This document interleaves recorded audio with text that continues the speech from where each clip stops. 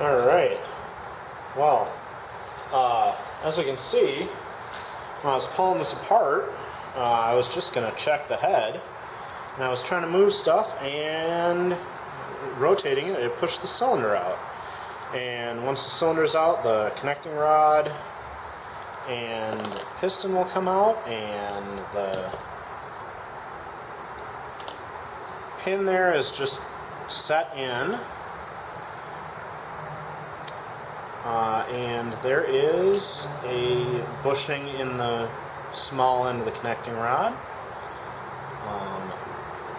And it's, yeah, so the set screw here, which I thought was going to hold that sleeve in, does not hold that sleeve in. And in here, there are a pair of O-rings that seal the cylinder sleeve away from the water reservoir. So I am gonna get this put back together and see if I can get that head to seal better. I was trying to take the intake valve off to make sure there was nothing behind it. Alright. It has a tiny C-clip on it that I just loosened. And I'm gonna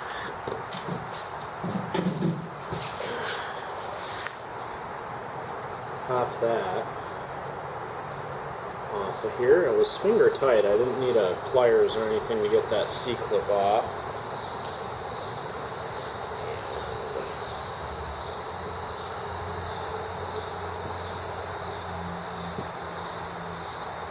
I am, however, having a hard time getting the valve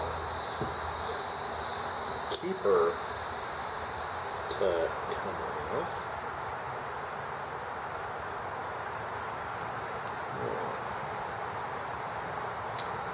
But taking that C-clip off gives me just enough clearance. There we go. Give it a little push like that.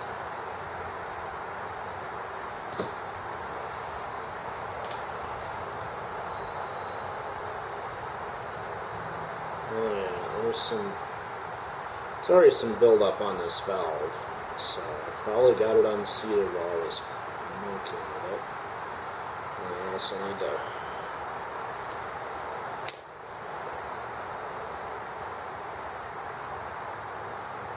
oh yeah.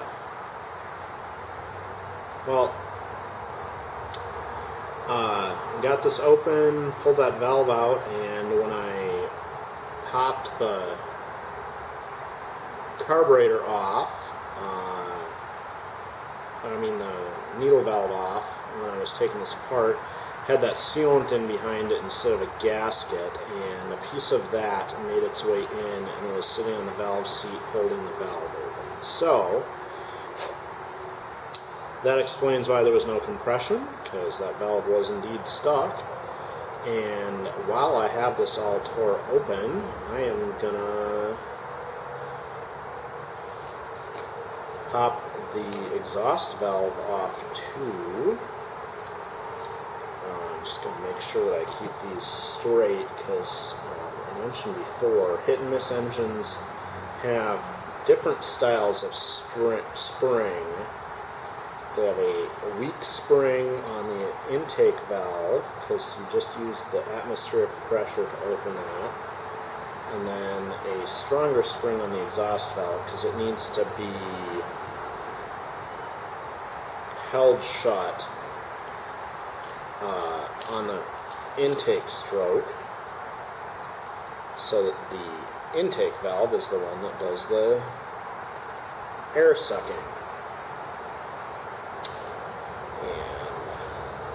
And the exhaust valve keeper and the big spring here.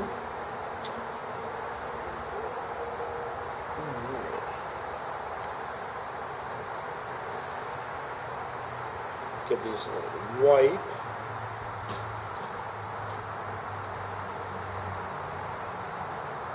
Since they're out.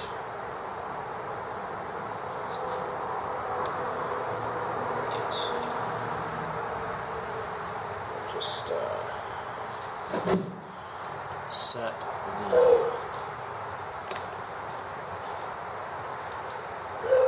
parts out here, and I'm gonna go look in the camera lens to see if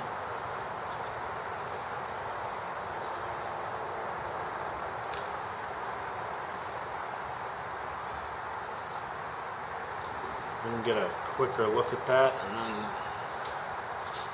my batteries are probably going to die because the magic of an old camera that still uses AA batteries.